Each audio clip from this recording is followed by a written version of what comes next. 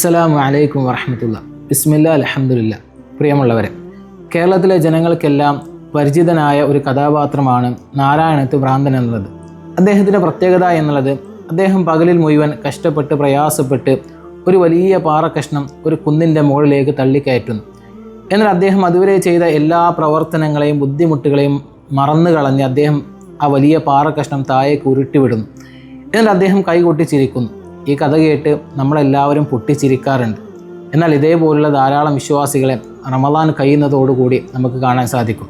റമദാനിൽ അള്ളാഹു സുബ്ഹാനഹു വ തആല വിലക്കിയ എല്ലാ പ്രവർത്തനങ്ങളെയും ഉപേക്ഷിച്ച് സദാസമയം പ്രാർത്ഥനകളും നമസ്കാരങ്ങളുമായി റബ്ബിൻ്റെ അടുക്കിലേക്ക് വലിയ സൽക്കർമ്മങ്ങളുടെ കൂമ്പാരം പണിതു വെക്കുന്ന ധാരാളം ആളുകൾ. എന്നാൽ റമദാൻ കഴിയുന്നതോടുകൂടി അതെല്ലാം ഉപേക്ഷിച്ച് അള്ളാഹു വിലക്കിയ പ്രവർത്തനങ്ങളെ വീണ്ടും ജീവിതത്തിലേക്ക് കൊണ്ടുവന്ന് ആ അമലുകളെല്ലാം നിഷ്ഫലമാക്കി കളയുന്ന ധാരാളം ആളുകളെ നമുക്ക് കാണാൻ സാധിക്കും. എന്നാൽ നമ്മൾ ഒരിക്കലും അങ്ങനെ ആകാൻ പാടില്ല എന്നുള്ളതാണ്. നമ്മൾ ചെയ്യുന്ന അമലുകൾ സദാസമയം നമ്മുടെ ജീവിതത്തിൽ നിലനിർത്താൻ നമുക്ക് സാധിക്കേണ്ടതുണ്ട്. അള്ളാഹു സുബ്ഹാനഹു വ തആല അത് നമ്മെ ഏവരെയും അനുഗ്രഹിക്കുമാറാകട്ടെ.